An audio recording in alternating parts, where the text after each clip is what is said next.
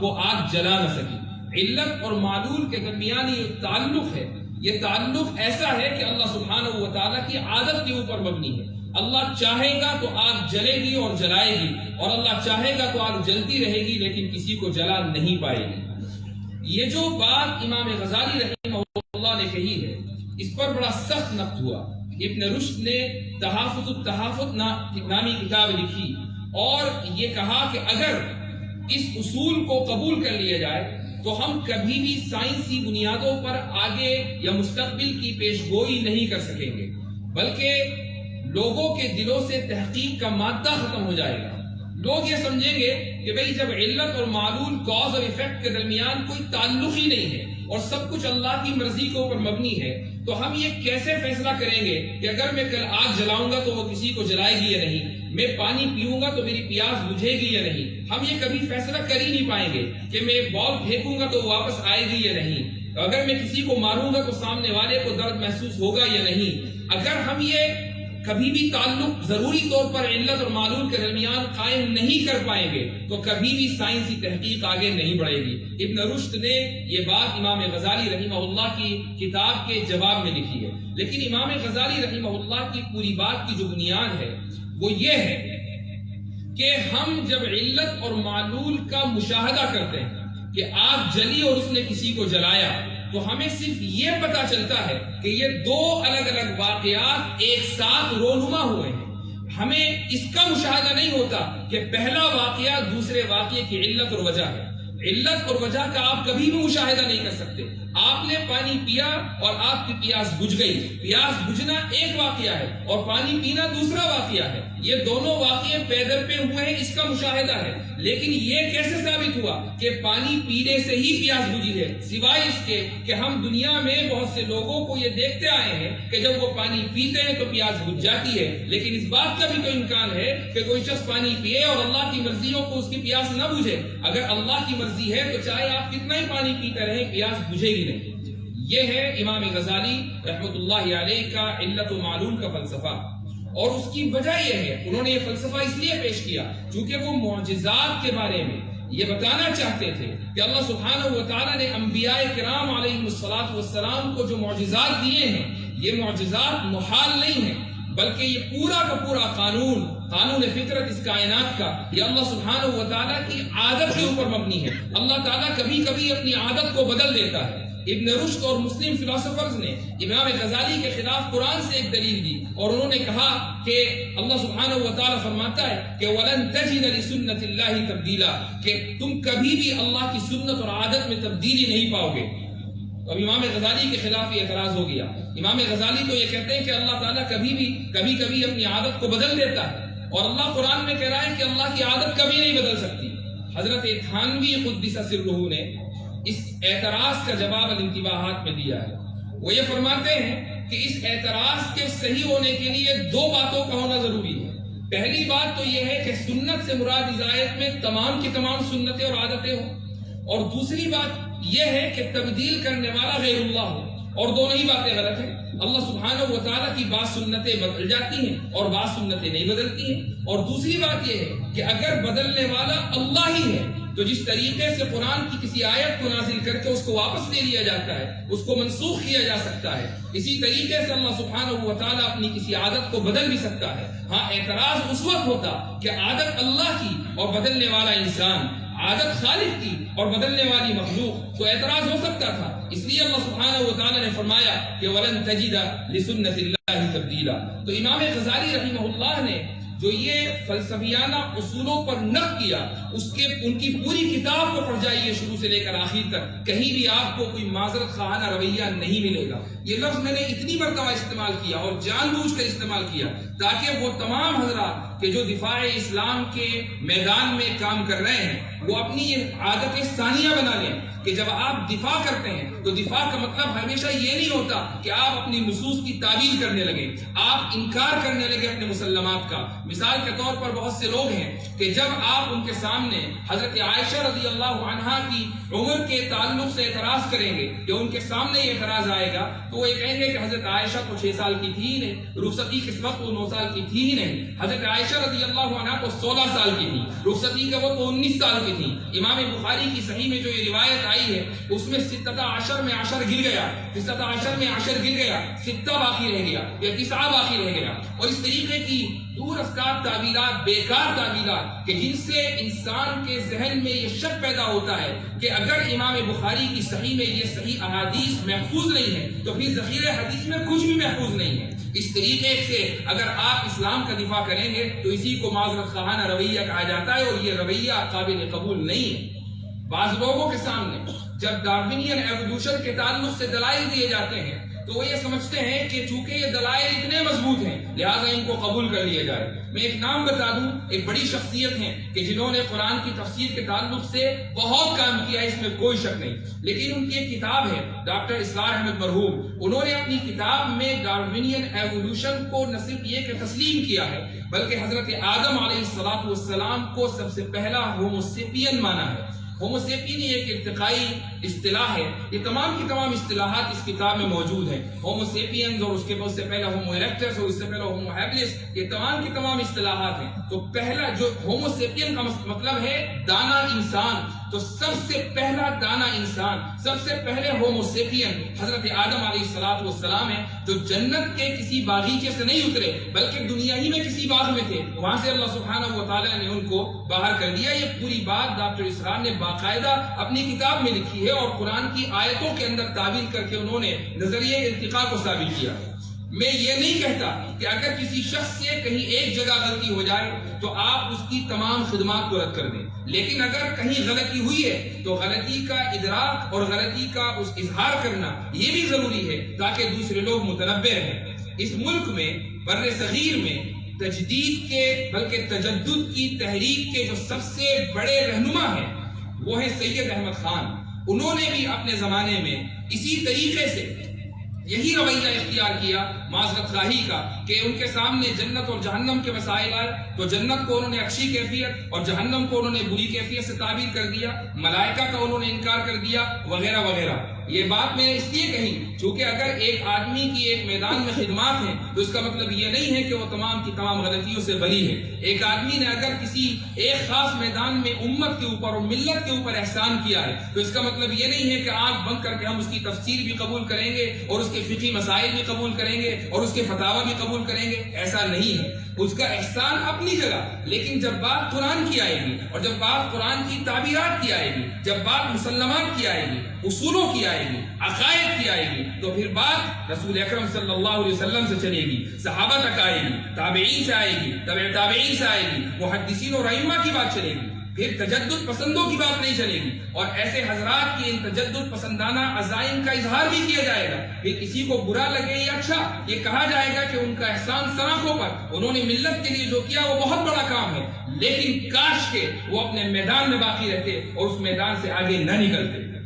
اگر آج ہم امام غزالی کے اوپر نقد دیکھ سکتے ہیں، ابن رشد پر تنقید کر سکتے ہیں، بڑے بڑے ابن سینا کے اوپر تنقید کر سکتے ہیں اور بڑے بڑے فلسفر کے اوپر تنقید کر سکتے ہیں، تو پھر آج کے دور کے متجددین پر تنقید کیوں نہیں کی جا سکتی؟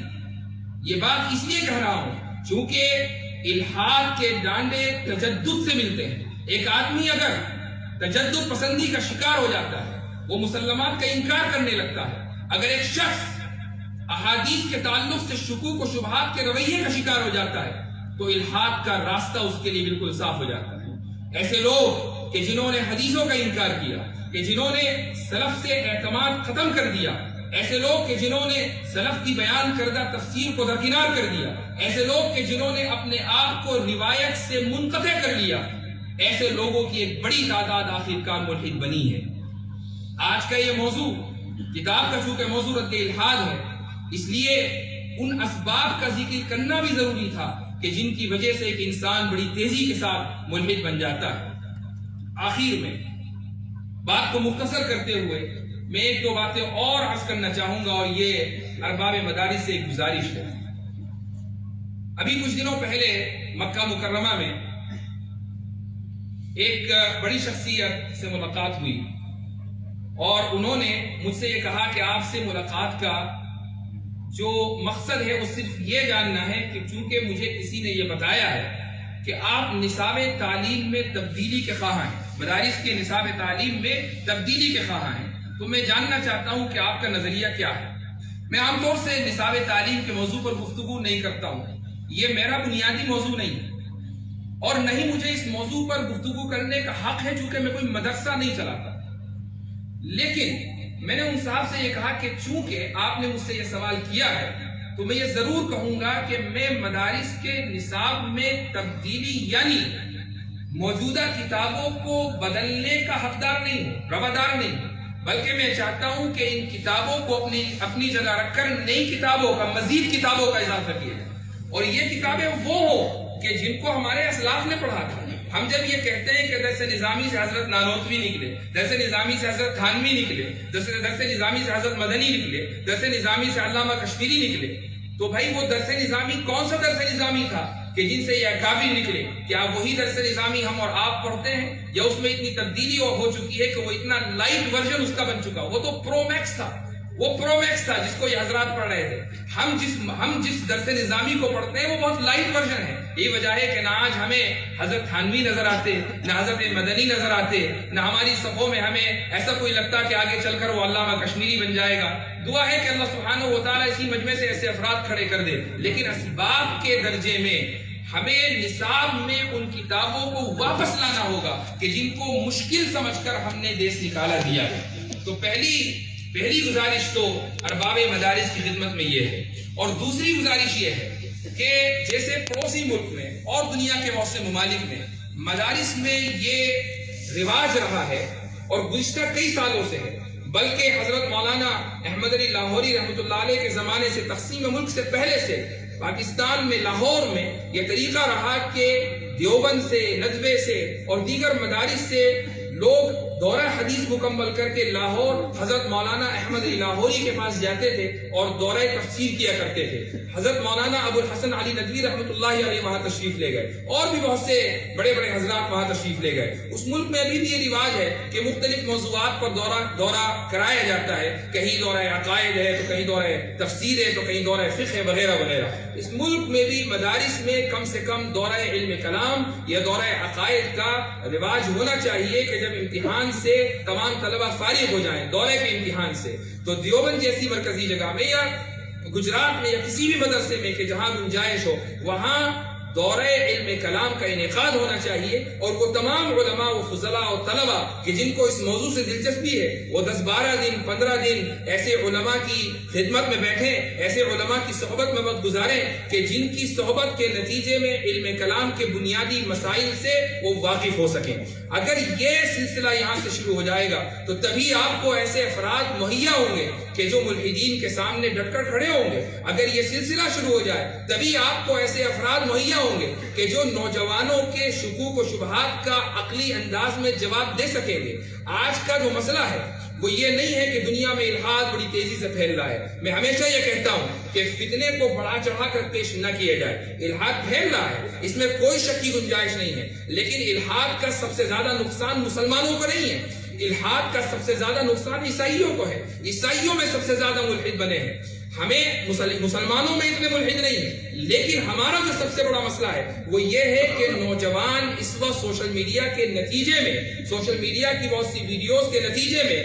دین کے تعلق سے، قرآن کی آیات کے تعلق سے اور احادیث کے تعلق سے شکوک اور شبہات کا شکار ہو چکے ہیں۔ انہیں ذہن میں کبھی کبھی کوئی شبہ آتا ہے، اس شبہ کا جواب دینے والا نہیں، کوئی اعتراض آتا ہے تو اعتراض کا جواب دینے والا نہیں۔ اس لیے ضروری ہے کہ علماء کی ایک تعداد ایسی ہو کہ جو ان شکوک و شبہات کے اوپر اور ان کے جوابات کے اوپر مہارت رکھتی ہو۔ حضرت تھانوی رحمۃ اللہ علیہ نے الانتباہات المفیدہ لکھنے کا ارادہ جب کیا تو اس کی رودات میں شروع میں لکھا ہے کہ حضرت تھانوی نے یہ پلان بنایا کہ میرے جتنے رفقا ہیں میں ان کو یہ ذمہ داری دے دوں کہ جو اعتراضات اس وقت لوگوں کے ذہن میں ہیں ان کی ایک لسٹ مرتب کر دی جائے، اور ایک لمبی چوڑی لسٹ جب آ جائے تو اس کے بعد ان کا جواب لکھا جائے۔ حضرت تھانوی رحمۃ اللہ علیہ اس انتظار میں تھے، یہاں تک کہ ان کا سفر علی گڑھ کا ہوا اور علی گڑھ میں ان کو تقریر کے لیے وہاں کی مسجد میں دعوت دی گئی، اور حضرت تھانوی رحمہ اللہ نے ایک عظیم الشان تقریر کی جس کا خلاصہ انتباہات مفیدہ کے شروع میں ہے۔ لیکن حضرت نے اس موقع پر یہ ارشاد فرمایا کہ میں اگرچہ اس انتظار میں تھا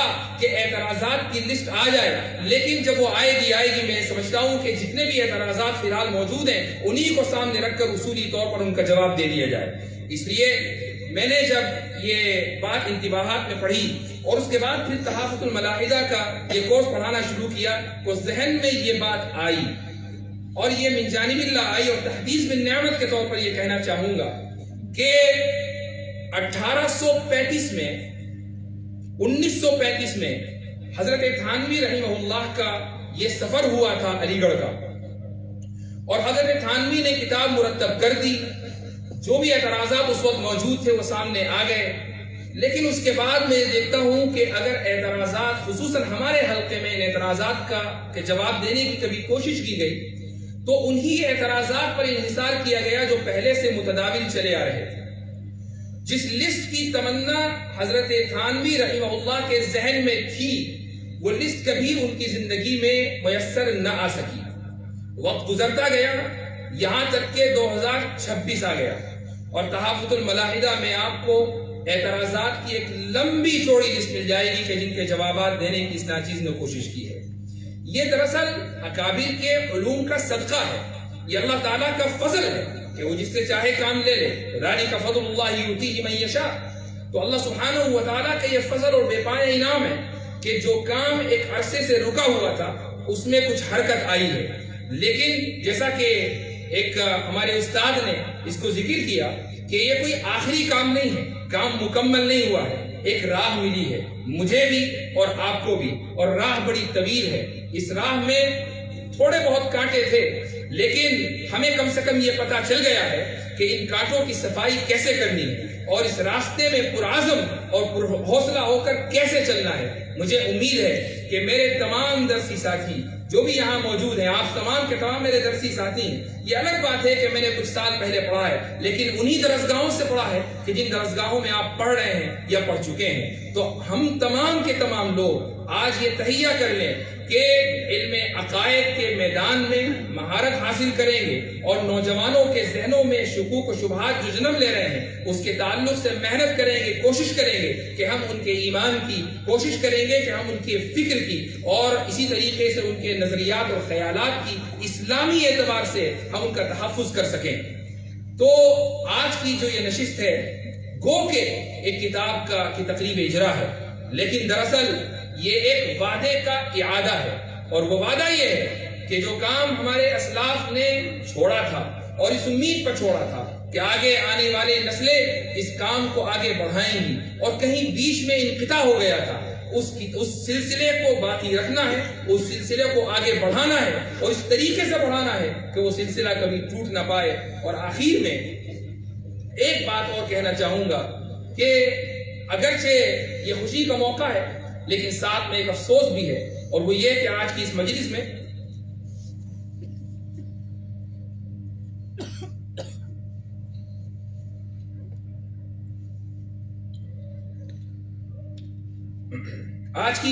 والد صاحب موجود نہیں ہیں، فرحمہ اللہ رحمۃ واسعہ۔ میں آپ حضرات سے گزارش کروں گا کہ یہ دعا کریں کہ اللہ سبحانہ و تعالی اس کتاب کو ان کے لیے صدقہ جاریہ بنائے۔ جزاکم اللہ خیر الجزاء، وآخر دعوانا الحمدللہ رب العالمین۔ بہت شکریہ، جزاک اللہ۔ میں بغیر کسی تمہید کے آج کی مجلس کے صدر محترم دارالعلوم